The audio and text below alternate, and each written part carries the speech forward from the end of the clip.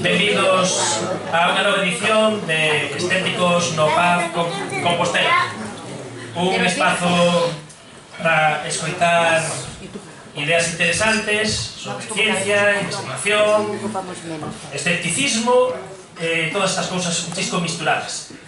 Esta é unha iniciativa que se fai desde un grupillo de xente que montamos os Estéticos no Paz, que o podemos facer, bueno, pois, grazas a colaboración de varias entidades, o Airas Nunes que nos acolle cada mes, o último vernes de cada mes, tamén Círculo Estético, ARP, Sociedade de Avance do Pensamento Crítico, e a Casa Comercial Costoña.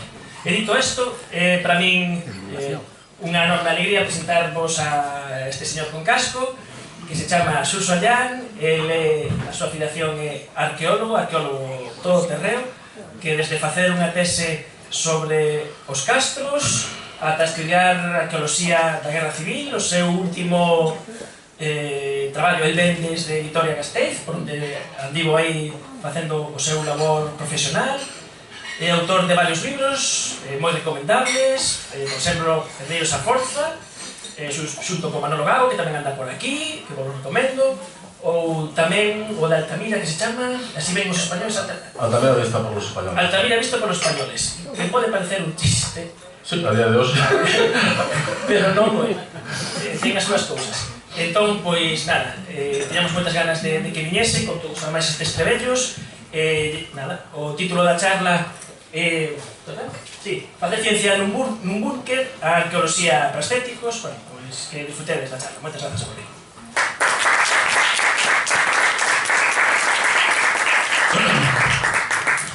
Bueno, escoitase, non? Moi ben. Un hombre cae herido, una persona. En esa fracción de segundo en la que el disparo le alcanza, ese hombre es eliminado de la línea de combate. A partir de ese momento se convierte en un pedazo de criatura indefensa. Hasta entonces toda su energía se había dirigido hacia adelante, hacia la resistencia frente al enemigo, que se dibuja como una línea moral imaginaria sobre el terreno en un lugar todavía desconocido. En aquel estado se hallaba totalmente volcado hacia afuera, hasta perder la conciencia de sí mismo. En cuanto cae herido, recobra el sentido de su personalidad. Su propia sangre le despierta la conciencia de sí. Apenas un segundo antes todavía estaba empeñado en cambiar el curso de la historia universal. Un segundo después ni siquiera es capaz de ayudarse a sí mismo. ¡Qué inmensa caída! Pasan las horas y la noche se echa encima. Un miedo oscuro lo sobrecoge. Se irá a desangrar, lo encontrarán, lo volverán a herir, atacará de nuevo el enemigo, caerá en manos de los rusos. ¡Qué eternidad hasta que unos cuantos soldados lo arrastran un corto espacio de terreno hacia atrás! En el hueco abierto por alguna granada o un primitivo búnker se encuentra la avanzadilla de la ciencia, el héroe hipocrático, el médico de la tropa. Ahí el herido es vendado, entablillado, se le aplica un torniquete, una inyección contra el dolor. Luego vuelve a yacer en cualquier lugar y no se sabe si será transportado. Por fin se lo llevan otra vez un poco más hacia atrás. Más tarde lo meten en una ambulancia y de nuevo yace en cualquier lugar, entre muchísimos otros heridos. En una triste penumbra, en un terrible mutismo interrumpido solo por suspiros. Finalmente se lo vuelven a llevar y solo en el momento en el que cae bajo el cono de la luz de la lámpara de operaciones deja de ser una criatura indefensa para convertirse en un paciente, un patiens, alguien que sufre. Vuelve a ser una persona. Ese pedazo destrozado de criatura sucia y sangrante, cuando sale del cono de luz de la lámpara de operaciones, está atendida. Ese pequeño milagro se cumple gracias a una pequeña lámina de acero cromado que pesa menos de 50 gramos. El pequeño trozo de acero cromado es el bisturí, el cuchillo de la cirugía, el cuchillo de Aristóteles.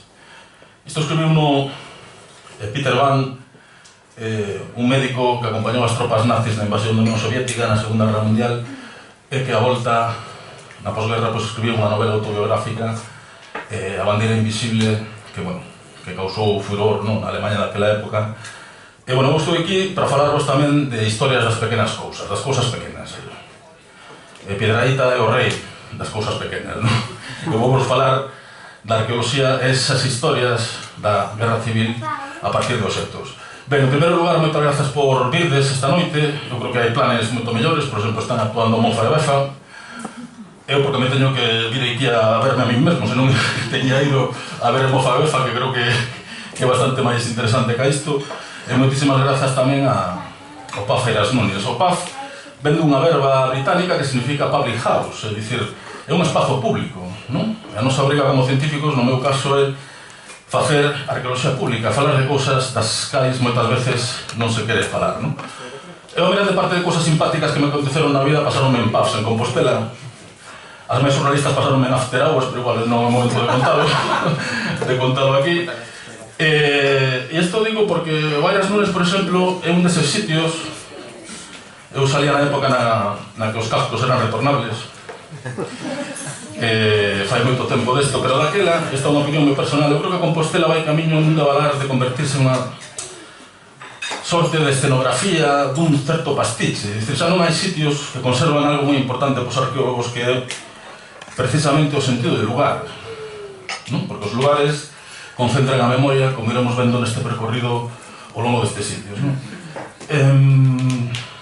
Ben, imos falar de escepticismo. Airas Núñez era un gran escéptico, non? Era un crego que estivo ao servizo de Sancho IV, e iso mete un verso maravilloso que está aquí reproducido, porque no mundo mengou a verdade. Eu creo que a corte de Sancho IV vivía na posverdade, como vive a corte de Trump nos Estados Unidos na actualidade, e contra a posverdade o que fai falta é, sobre todo, ciencia. Ben, o escepticismo é unha maneira de ollar, de citar, de apreixar, de esculcar, de albiscar a realidade que nos rodea. É unha ollada. O tipo que inventou, supostamente, o escepticismo foi un grego, que se chamaba Pirrón. O nome xa non axuda moito. E Pirrón, claro, era un tipo que andaba polo mundo e tiña que ir acompañado sempre dun discípulo. Porque cando Pirrón topaba cun carro de bois que viña de fronte, o tipo seguía para diante, porque non podía discernir. Non sabía se era certo o que estaba vendo. Ou cando se sumaba un cantil, o discípulo tiña que chimpalo, porque senón o tipo seguía de fronte, porque ele consideraba que non había ningún tipo de certeza. Pirrón era o inimigo público número 1, non? Era un perigo público na rúa, na Grecia clásica. Non tivo moita sorte. Aristóteles nunca lle fixo despois moitísimo caso, os tomistas tampouco, pero sí, claro, que foi a creación da modernidade e ese Descartes que baseou en algo moi galego a ciencia, que foi a dúbida metódica, non? Os galegos dubidamos non porque teñamos algún método, sino facémoslo metódicamente, non? E iso pasou realmente a esencia da ciencia. A esencia da ciencia é, dicir, un escéptico non é un negacionista. Un escéptico pode cambiar de opinión e valora o que son as evidencias, as probas, os datos. Esa é a esencia do que é o positivismo no século XIX, que é a corrente mayoritaria que ven desde aquela fundamentando a nosa ciencia. Ben, un escéptico interesante é Miguel Gila, non? Eu realmente veño aquí, bueno, xa fago bastante ridículo con casco que me queda pequeno, evidentemente. Eu viña do País Vasco, pero non era para entrar un rifle no maletero. Non son tempos para eso. Creo que é máis fácil traer a Puigdemont polo Pirineo nun maletero dun coche que traer un rifle, un Mauser aquí para recrear. Eu creo que tamén os escépticos poderías contratar a Puigdemont, non sei se vos cae ben ou mal, pero ese tipo é un gran comunicador. Independencia para escépticos sería unha grande charla que podíamos dar hoxe. Se Gila resucitase, claro, este país é un país de pandereta. Imaginadevos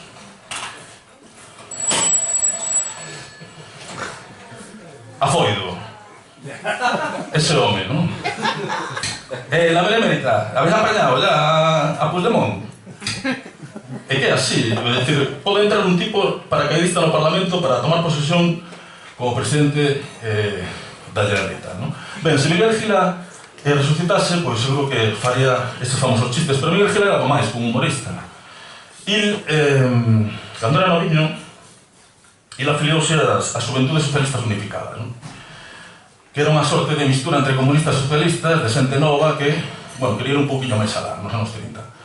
Outro que estaba metido nesa entidade foi Isaac Díaz Pardo, por exemplo. He conhecido Isaac Díaz Pardo, por exemplo, cando tuvo un certo enfrontamento con Castelao, dicía que os galeguistas que eran uns carcas e tal, ata que, claro, deuse de conta que cando chegou o feixismo, pues mataron o pai, mataron a Castelao, etc. Ben, pero a xuventude daquela, pues iba por outros derroteros. Na casa de Gila non se lía el Correo Gallego, o sea, evidentemente el vivía en Barcelona, líase un periódico que é un xornal, falaremos de xornais hoxe nesta charla, que se chamaba Liberdade. A súa familia incluso eran veciños de Largo Caballero. Ben, Miguel Gila sempre comentou que na guerra que o fusilaran mal. Miguel Gila loitou cos republicanos na fronte sur de Córdoba e no outro lado das trincheiras tiña xente como esta. Este é o meu avó Antonio Allán, que acabou a guerra como cabo. Este é o meu tío Ramón, nun grupo de gaiteiros nun Hércules Celta do ano 41 en Alicante. O meu tío Ramón ainda está vivo, non nacenario, fixo a famosa Emilia de Franco, colleu ao final da guerra despois de caer uns 5 ou 6 anos de servizo militar, non? Outro é, bueno, o meu avó materno, que é o do Puro, digo, por diferenciar, outro día vos podo comentar que fai esta fotografía non familiar.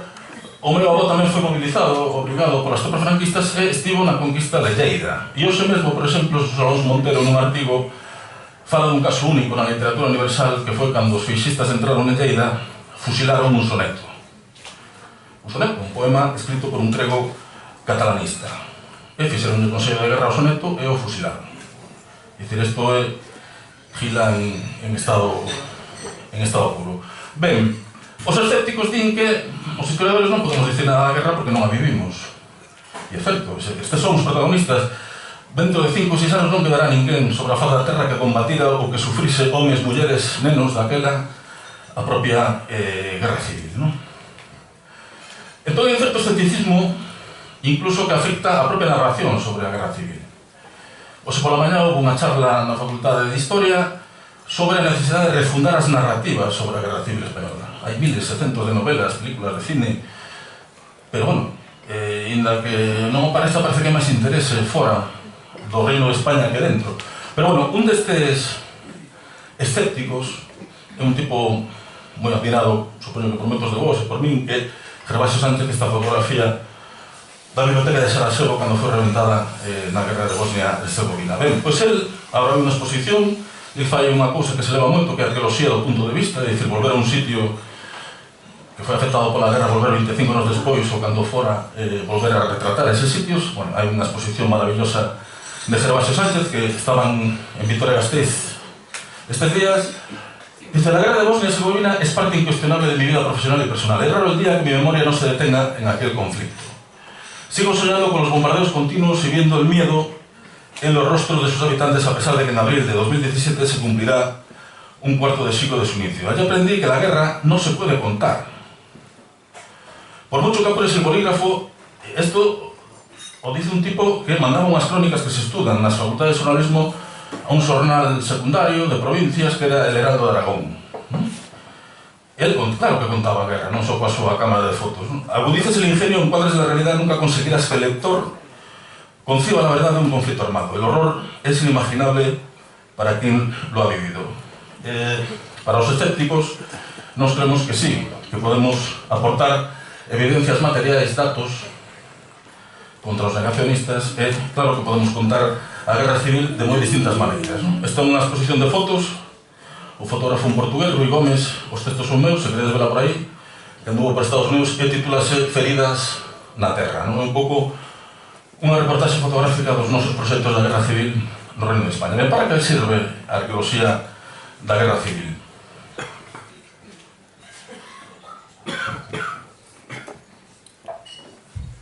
Ben, pues para rachar, por exemplo, con esa visión que temos na cabeza de que a historia é algo lineal. Hai pasado, presente e futuro. Isto o comparte tanto o materialismo histórico como os regímenes liberais, o liberalismo, etc. Imos camiño do progreso, da modernidade e do ben común. E iso é unha falacia. Este, por exemplo, é un temporizador dun metralleiro. É dicir, os artilleiros fan ciencia. Os artilleiros que dan no branco están moi cotizados nas guerras. En Sarajevo iso saben moito. Hai xente, matemáticos, aquí hai parábolas. Se hai matemáticos na sala, hai cosenos, hai senos, hai mil historias que fan que esta tecnoloxía se apliquen para facer o mal. En arqueoloxía, nós, cando excavamos estes sitios da guerra civil, o que estamos vendo é que Isto máis parecido á mentalidade cíclica dos nosos labregos, non? Que conciben o pasado como a sucesión de razas que vanse sucedendo no tempo e teñen unha visión cíclica das cousas, non? Nos, por exemplo, este é un sitio que escavamos na Alcarria, no contexto un pouco da batalla de Guadalajara, e no mesmo espacio nos atopamos uns maravedís de Felipe IV, unha moeda de Napoleón III de Francia, por exemplo, todo misturado con moedas da Primeira República Española, aquí, da Segunda República Española, e un medallón dun batallón de voluntarios de Madrid contra da francesada, da Guerra de Independencia. Todo misturado, nos mesmos estratos, todo eso que se estuda en arqueoloxía e tal, rómpese, porque as paisaxes teñen cicatrices e as paisaxes non entenden moitas veces de cronoloxías. Por exemplo, outra idea que hai é que os tempos da guerra nunca máis volverán. É o que din os vellos combatentes dos que entrevistamos, que non volvan eses tempos esvaguando cando dicen, non? Ben, esta é unha excavación que fixemos nun campamento republicano nesa zona de Guadalajara no 2014. Isto que vedes aquí, no 2014 había guerra en Europa, unha guerra esquecida, unha guerra en Ucrania oriental, e en 2014, cando estamos excavando nos esas posicións republicanas, vemos que os republicanos tiñan unha munición que lle regalou Stalin, son os famosos Mosin Nagant, que foi un rifle moi importante despois na Segunda Guerra Mundial. Esa munición que atopábamos nos na Alcarria estaba feita originariamente no ano 35, 36, 37, en Donetsk, en Lugansk, nas cidades nas cales se estaba combatendo no ano 2014. Todo volve. Eu creo que Rajoy sigue sentado na mesma cadeira nos últimos 4 anos, pero o resto do mundo sí que se move, non? Ata o punto de que os prorrusos entraron nun museo, sacaron do museo un tanque soviético da Segunda Guerra Mundial, da Gran Guerra Patria, e como se foran de boiro, o tunearon e a la veña. A combatir, chaval, que ainda podes darnos bastantes alegrías. E dizer, outro día vi unha película, estes domingos así medio de resaca, era unha película na que a Armada estadounidense se enfrentaba a uns extraterrestres no mar de China. Bueno, a culpa era de Corea do Norte, como sempre, pero bueno, os extraterrestres con unha historia. E falaba dun buque, o buque blindado máis importante do mundo, que o Iowa, entón, o goberno federal de Estados Unidos teno nun museo marítimo en California, pero coa obriga de que se hai unha nova guerra, un novo conflito, hai que volverlo a poñer en circulación, porque nunca se sabe o que vai a pasar, non? Outra idea moi interesante da arqueoloxía da Guerra Civil, e por iso tan perigosa para os políticos, é que nos amosa que baixo terra afloran os problemas do presente.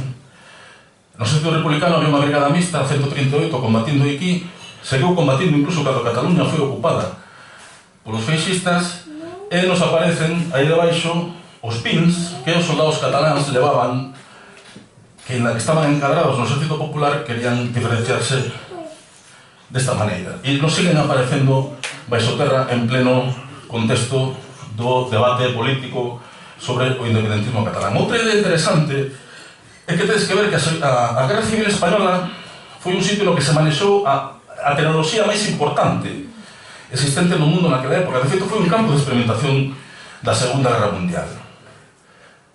Pero claro, a xente que combatía en corralas, combatía en dependencias gandeiras, en zonas desérticas cerca do deserto dos Monegros ou unha Alcarria. E era unha guerra, sobre todo na fase final, e sobre todo na parte do sector republicano, que esta xente vivía como na idade do ferro. O sea, nós temos excavado moitas choupanas de castros galegos e de outros sitios. E son así. Estos soldados lle chamaban chabolas, non? E isto era un hospital. No medio dunha vaguada, para evitar os bombardeos aéreos, estaba camuflada, e esta xente, estes feridos, e esta xente... Pero vou actualizar isto. Non actualices, Aquí temos o Bodejano, o arqueólogo, unha lareira que podemos atopar nun castro galego en Santa Tegra ou San Cirán de Las, e esta xente no ano 38 vivía así, facendo fogatas como se vivisen fai 2000 ou 3000 anos.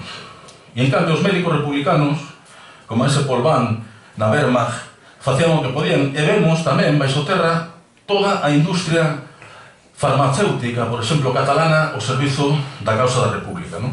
Este é un vigorizante que atopamos nos aí, e estes son os anuncios da época dos anos 30, cando comezaba a formar a parte da burguesía unha sorte medio de clase media.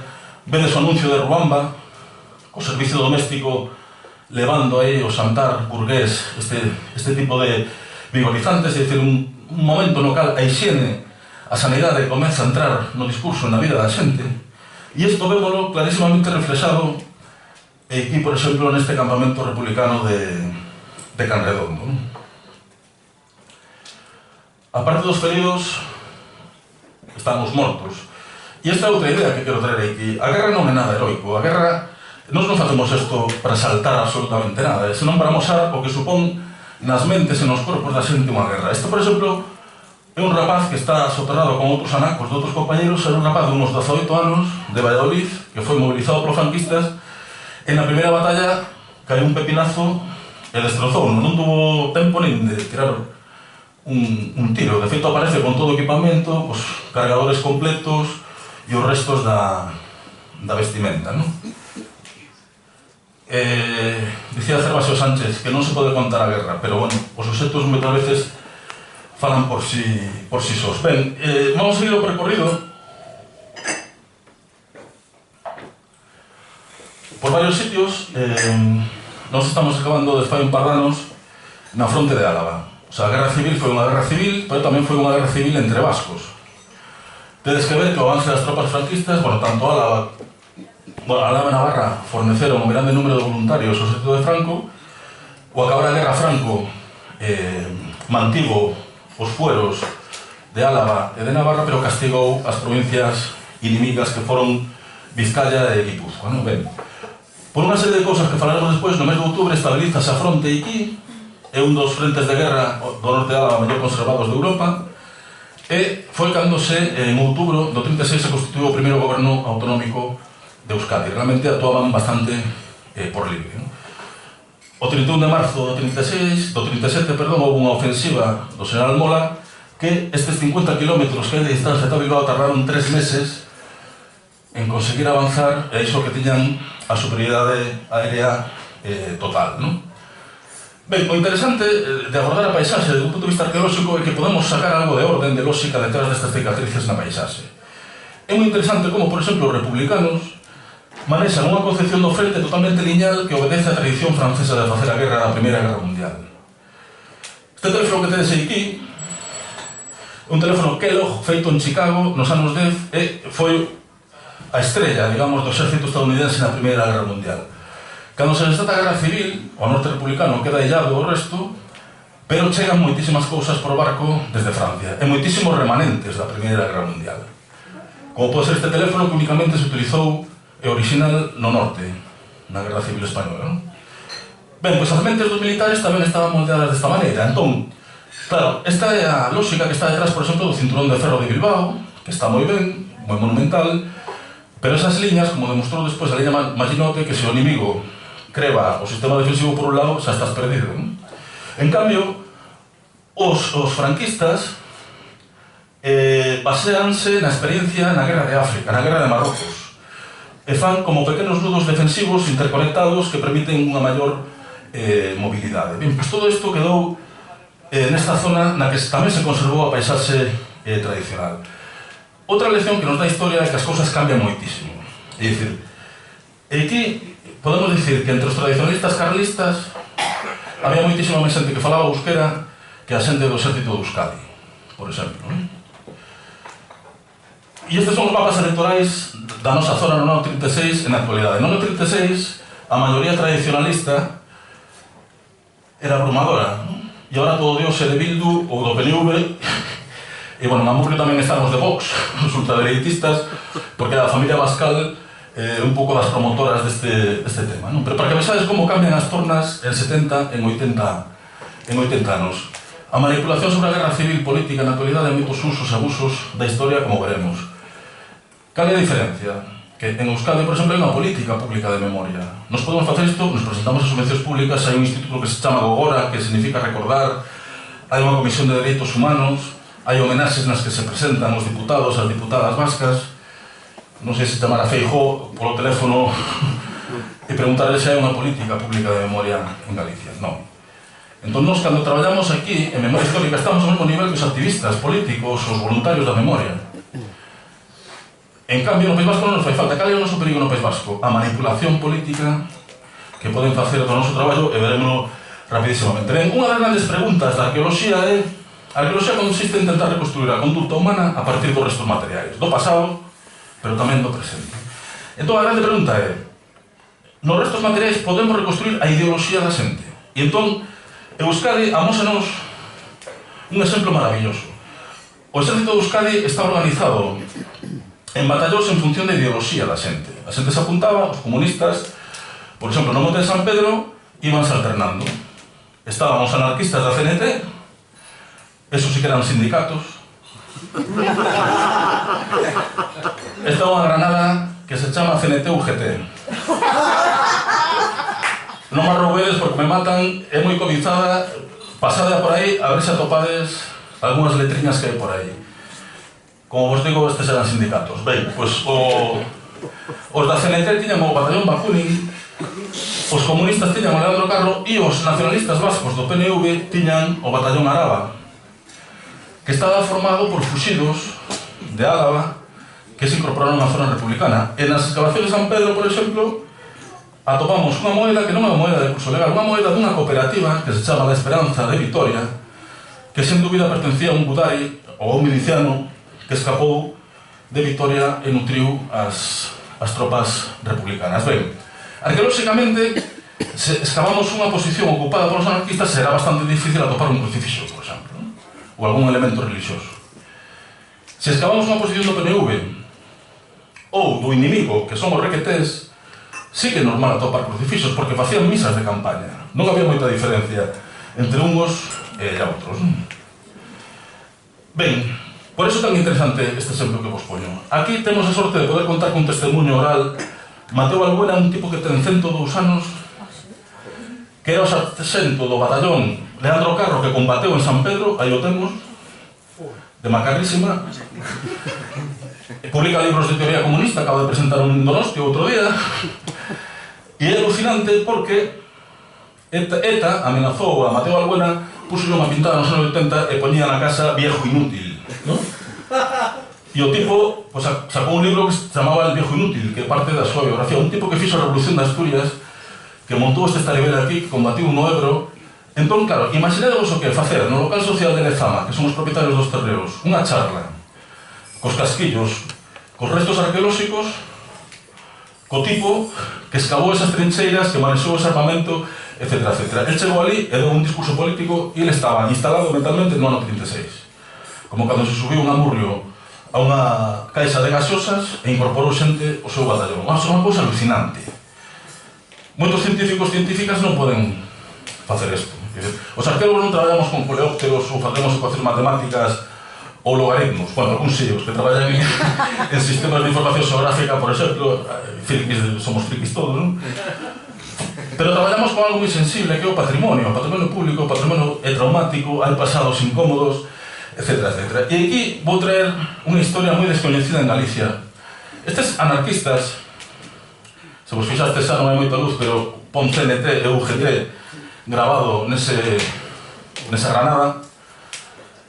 Cando é o golpe de Estado, moita xente en Galicia, as carlistas, fuxiron por mar e acabaron en Pasajes.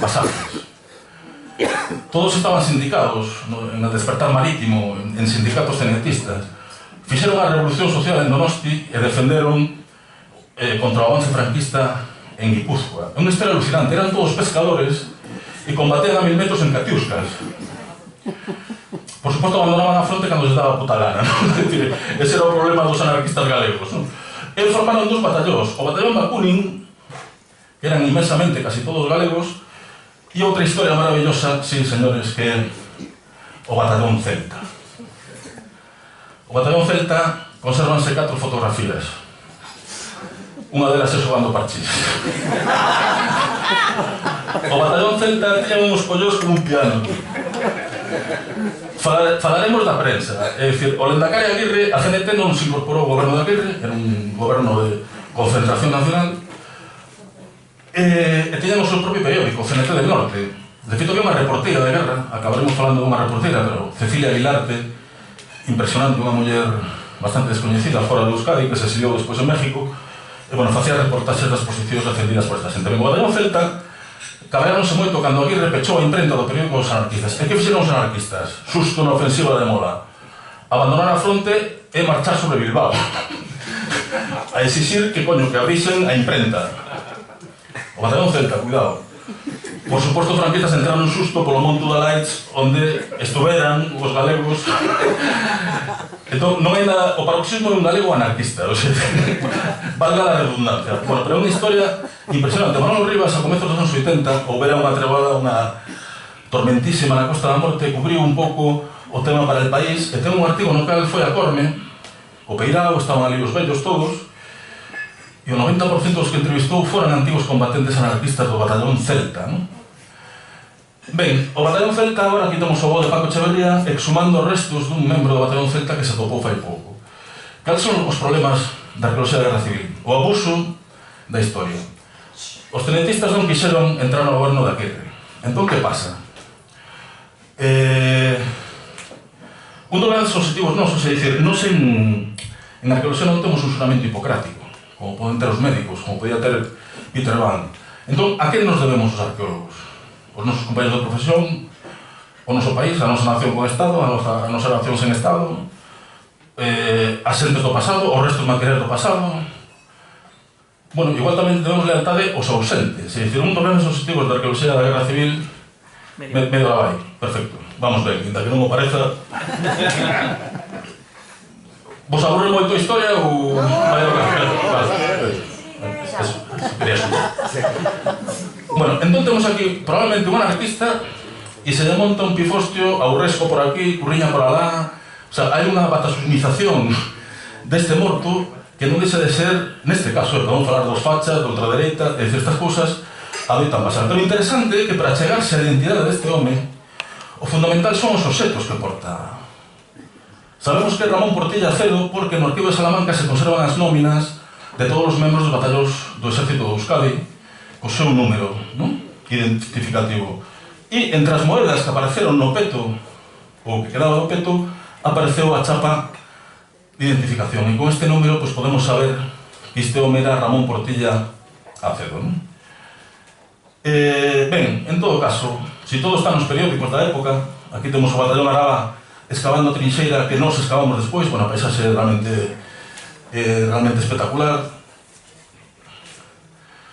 Bueno, o interesante primeiro é registrar un espazo que estaba sometido pues, a presión dos cultivos agrarios, labor de detectoristas, era un espazo que podía ser destruído, e o registro de todo este espacio nos permite relatar unha historia, pero tamén definirlo como unha área arqueolóxica para proteger e para alegar o futuro. Estamos diante dunha das paisaxes da guerra máis importantes, non?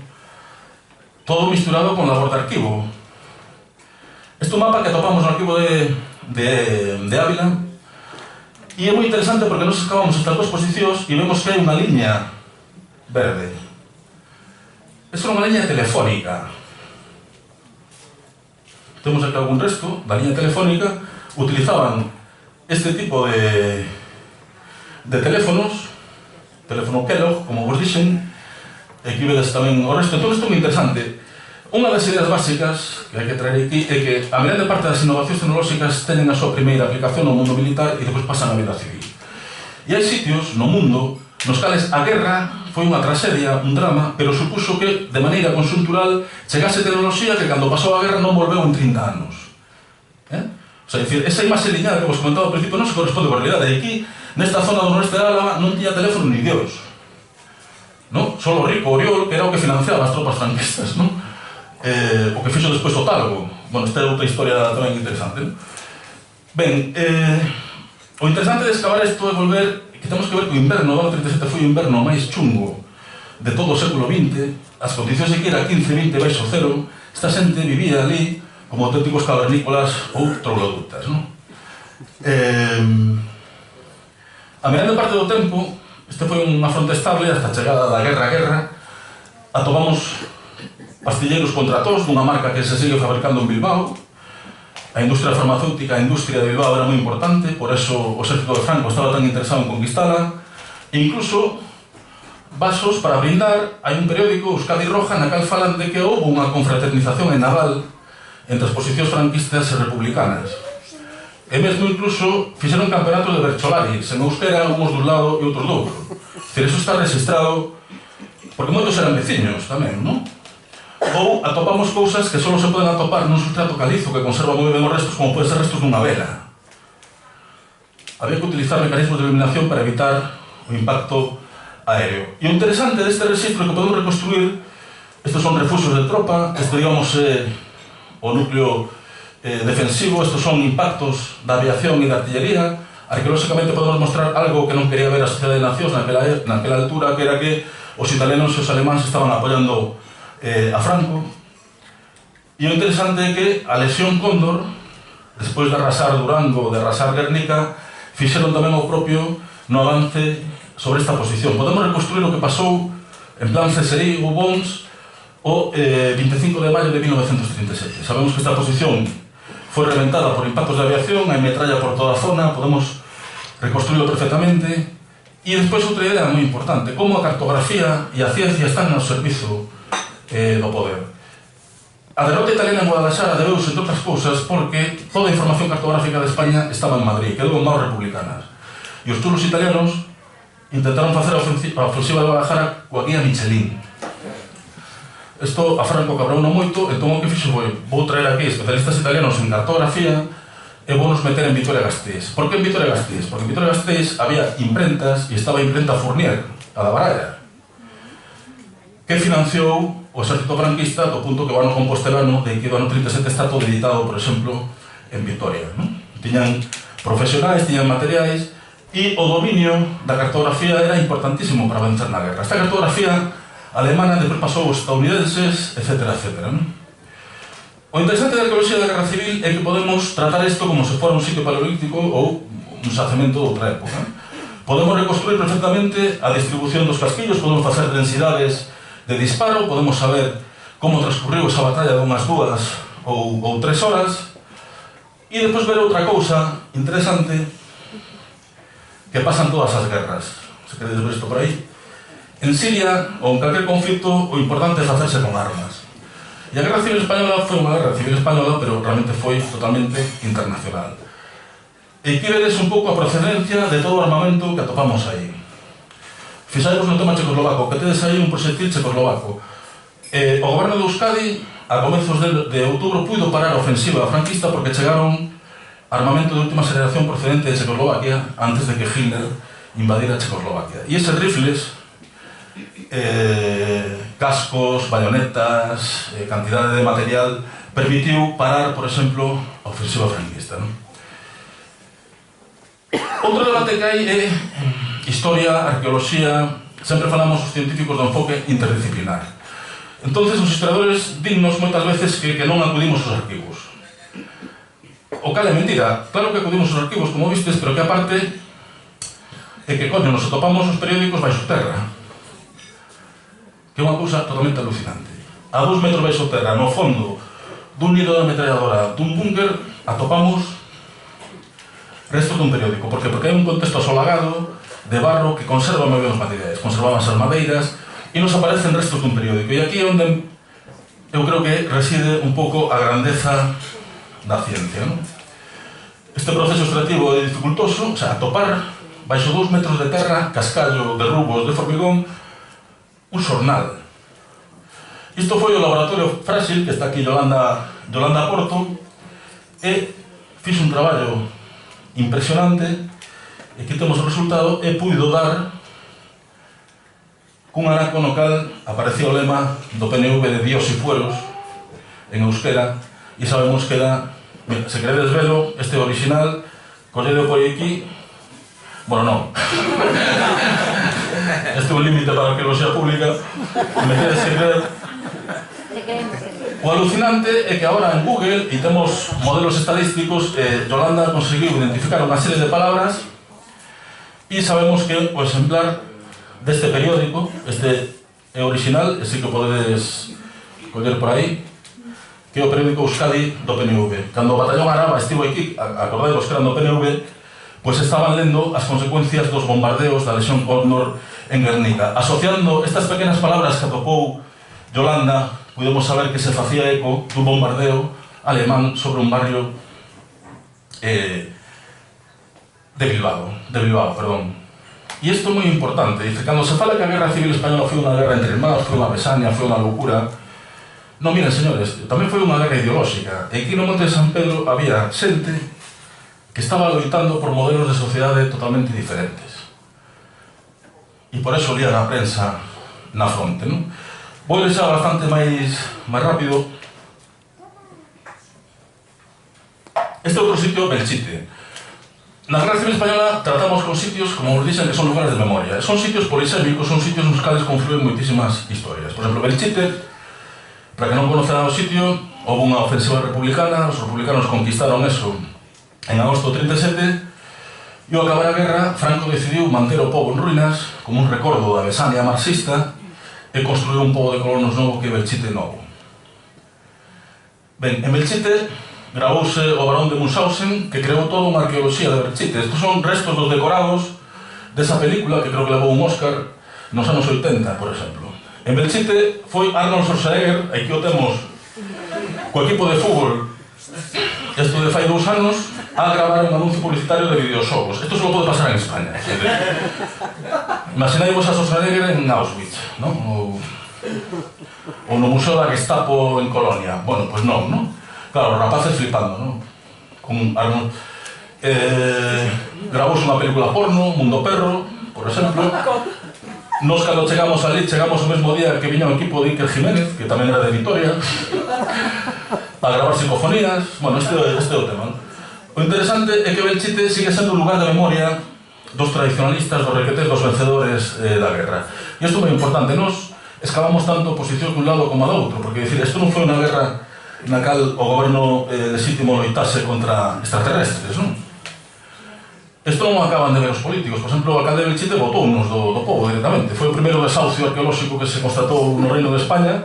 Estábamos nunha casa que nos cedera o Concello, votounos, non? Carmelo.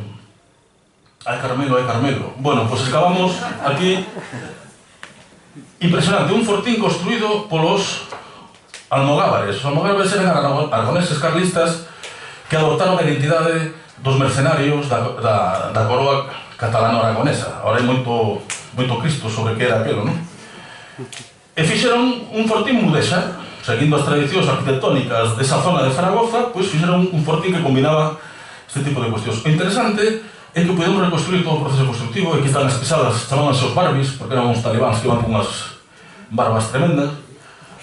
O calzado militar franquista facíase en fábricas da Coruña, que foron expoliadas os seus donos que eran republicanos. Fornecía de calzado militar o exército de Franco. As conserveiras galegas financiaron tamén e apoyaron o goberno de Franco, despois recibiron na ditadura o monopolio do mercado. Atopamos moitas latas de conservas pois con propaganda. Depois o tema dos inventos, é dicir, este, por exemplo, é un abrelatas, non? Habrá que preguntarse por que carallo as latas se inventan en 1810, pero a abrelatas se inventa en 1846. Temos un problema. Esas latas abríanse con calquer cousa. De feito, o típico das latas da guerra é as marcas da bayoneta, por exemplo, non? Isto inventou un tal Warner para que? Para a Guerra Civil Americana. O sea, novamente, os grandes inventos da vida teñen unha utilidade militar. Que pasou? Houve unha misión ao Ártico e todos morreu por contaminación de chumbo. Por que? Porque as latas de conserva fundíanse con chumbo, non? Entón, houve toda unha serie de cambios ata a Primeira Guerra Mundial. España, as conserveiras españolas, na neutralidade da Primeira Guerra Mundial, forneceron de latas a todos os continentes, etc. A industria necesita mortos, non? E o interesante é que podemos reconstruir o que pasou aquí o 25 de agosto de 1937. Hai uns cataláns. Isto sabémoslo polos casquillos que traían. A Generalitat de Cataluña tiña fábricas de armamento, e mira ti por onde o responsable das fábricas de armamento da Generalitat de Cataluña era Josep Terradellas. Entón, chegaron aquí os cataláns, ya son aquí, e exterminaron a esta posición de vanguardia requeté.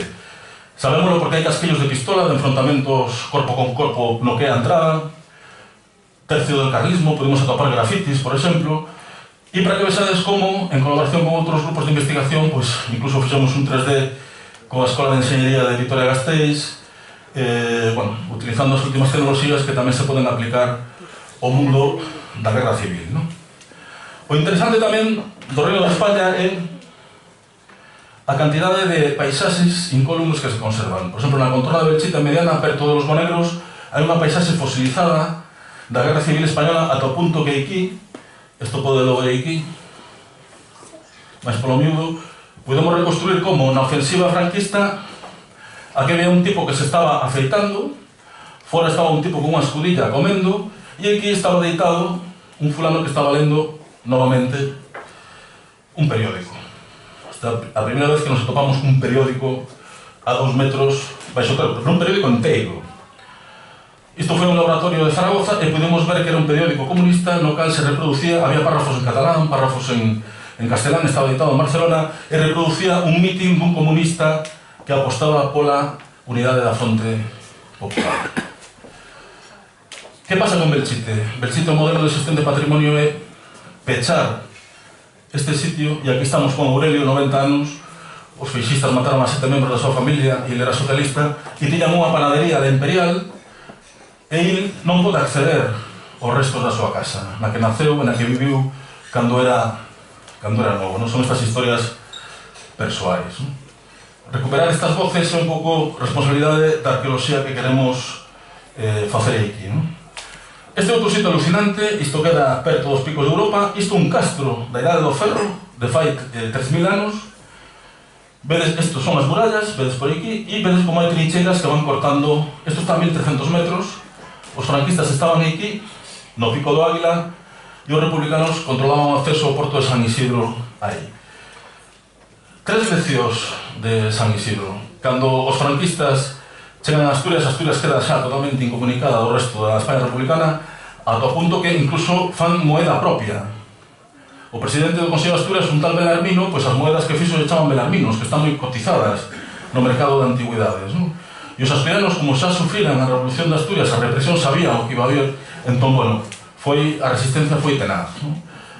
Isto en setembro, xa con unhas nevadas tremendas, bueno, pois esta xente aguantou uns cuantos meses. E estes milicianos vivían ali como auténticos cavernícolas.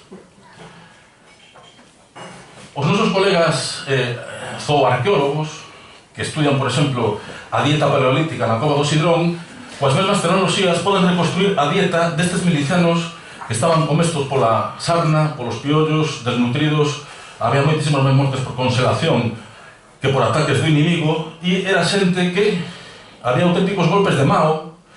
Isto era como un mundo castrexo, realmente, non? Na prensa propagandística, pois eso, los rojos roban ovejas, non? E o que vemos na dieta da xente esta é que chegaron a comer raposos, da fame que tiñan. Chegaron a facer cecina, por eso cecina de león, non?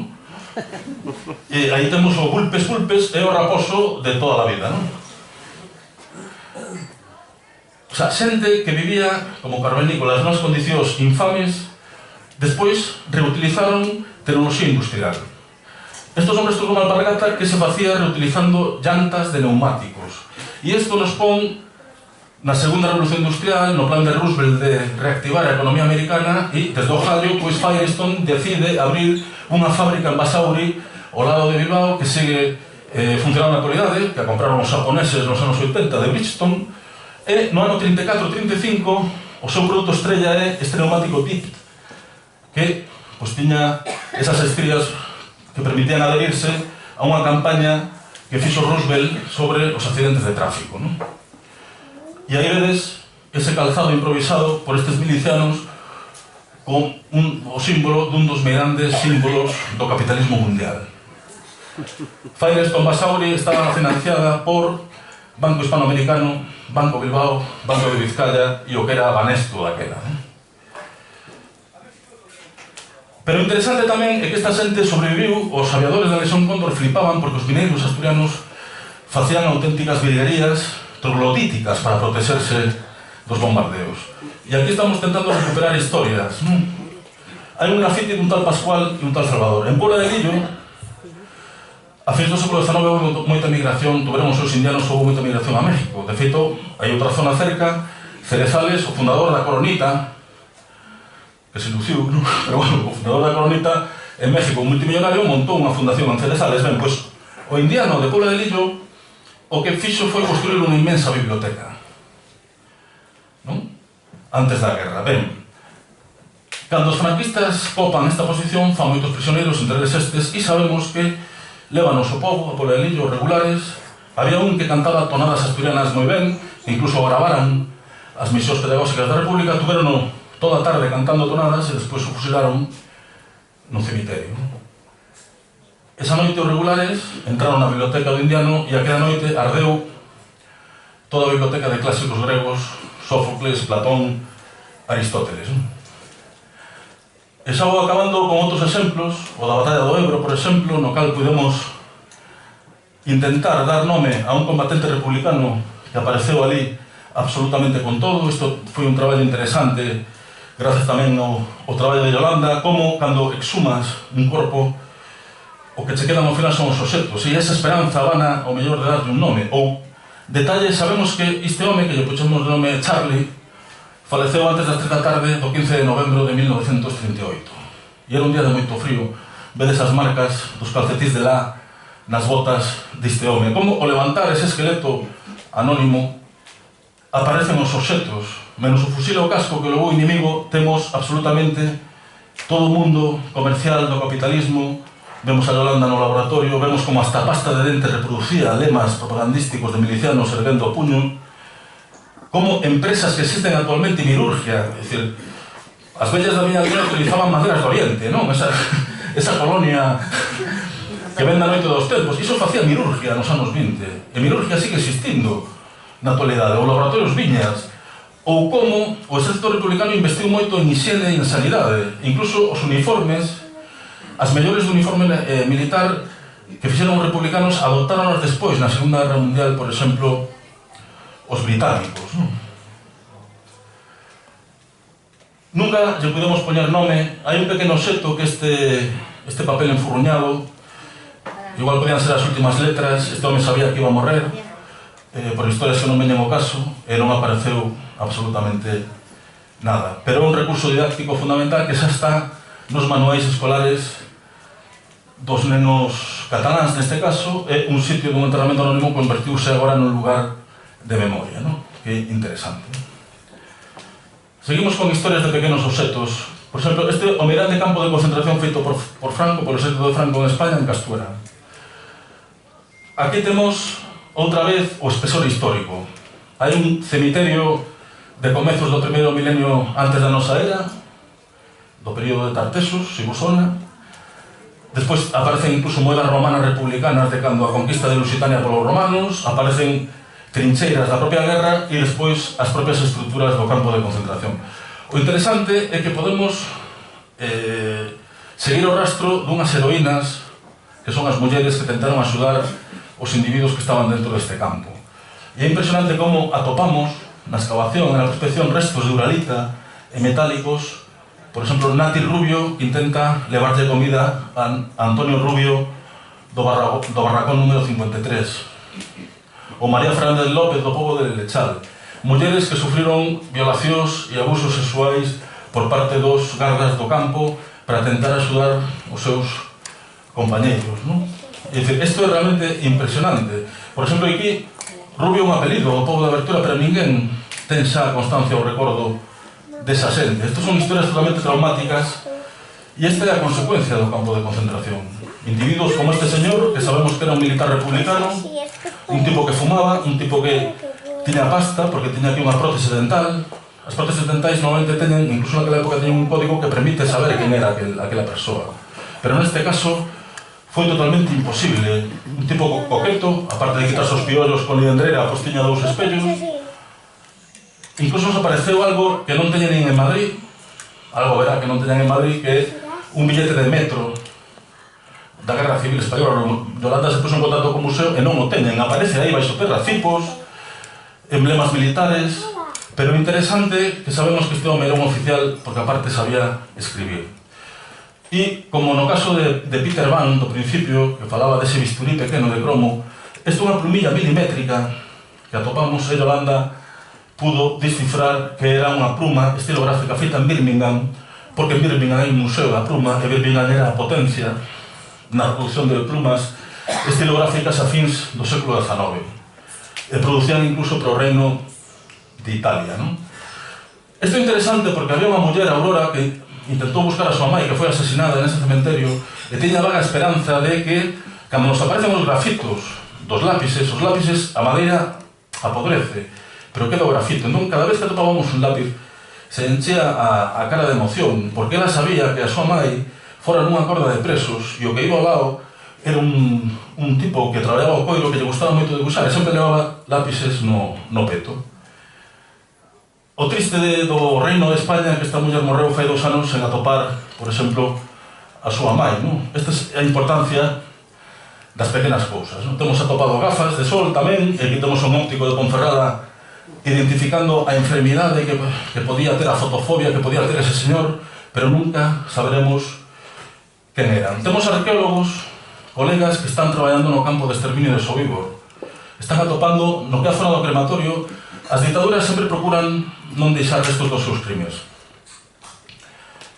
Pois tamén temos, antes do crematorio, pois temos tanto os setos dos perpetradores, é dicir, dos asesinos, aquí temos unha cruz de ferro de primeira clase, alianzas xudeas, da xente que foi ali exterminada, unha prótese dental, por exemplo, pero o máis impresionante quizáis sexa esta placa de identificación dunha nena sefardita, deses que foron expulsados polos reis católicos de España, se estableceron en Ámsterdam, que foi gaseada con 7 anos de idade. A arqueoloxía permitiu, polo menos entre os millóns de vítimas, darlle nome a particular Ana Frank sefardita. Unos mesmos, en Etiopía, podemos demostrar arqueolóxicamente con esta peza de 4 centímetros ou 3 que os italianos empregaran armas químicas e gasearan os familiares dos guerrilleiros etíopes que estaban ali metidos empregando gas mostaza.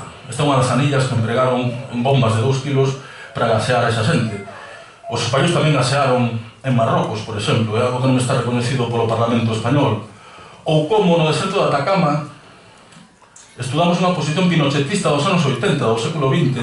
Sabemos que dos anos 80 porque Chile participou no Mundial 82. Xogou en Xixón, o equipo de fútbol, non ganou un partido.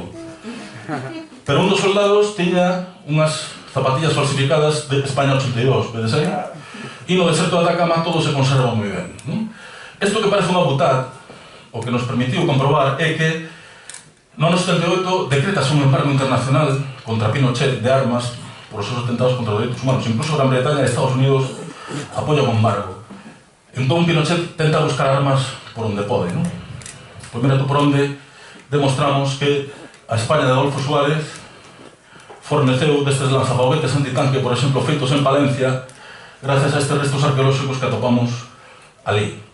Esta é, quizáis, a importancia da arqueoloxía da Guerra Civil que facemos. E, bueno, podría falar de moitísimas máis cousas, pero eu creo que o escepticismo é unha ferramenta moi boa, é dicir, para loitar contra esta posverdade que afecta tamén a memoria histórica, vémonos na obriga de facer unha arqueoloxía crítica, pero con todo o rigor científico para que os escépticos teñan datos e evidencias que lle permitan facer outras revisións ou outros relatos do pasado. Senón, a arqueoloxía será unha ciencia vacua que acabará como a rúa dedicada en Ponferrada á memoria histórica, que é unha rúa que non ten saída. E vou acabar, o último proxecto no que estivemos foi en Brunete, e todos os brunetólogos e brunetólogas levamos unha semana ficando pampos abrallados por esta fotografía que estaredes fartos de ver, non? Gerda Taro, esa muller que permite facer a historia que hai que facer da Guerra Civil, que a dos deportados, eses nenos de Bilbao que morreron no bombardeo aéreo, eses caseríos que foron evacuados, esas mulleres que axudaban os combatentes que morrían por eles, e esas reporteras de guerra como Gerda Taro. E isto é o que pasou aquí, é moi interesante. Temos a dos seres fermosos, é dicir, temos a un médico húngaro bastante cachondón, e temos a parte que a estampa amosa o que é a humanidade, do que falaba Peter Van ao comezo, non? O que caracteriza unha persoa que as persoas sufren, non? E depois Gerda Taro. Bueno, o proceso de investigación que se fixo público amosa e xa a cabo por onde van os derroteiros da ciencia pública ou do que pode facer a Asociación de Divulgación Científica e Cultura Científica de Galicia ou porque estamos aquí neste pub. A historia é alucinante. O fillo deste doutor, revisando o arquivo do seu pai, atopou esta foto porque sabía que o seu pai estuvo na Guerra Civil, e puxoa no Facebook, non? Entón, bueno, a xente empezou a dar opinións, e Carlos del Amor, que é un bastante bo xornalista da televisión española, pois mandoulle unha serie de mails e tal, e unha especialista alemana dixo, eu creo que esta é Gerda Taro, non? Entón, bueno, hai que ter collos para ver o telediario, pero, bueno, neste caso, podíamos, calquera televidente, podía ver en tempo real o proceso de investigación que non estaban facendo técnicos, especialistas ou científicos, sino que estaban facendo a sociedade en xeral. Un especialista en sanidade militar da batalla de Brunete, de Miguel, de seguida se fixou un pouco no atrezo deste home, non? Depois empezou a haber un debate cronolóxico.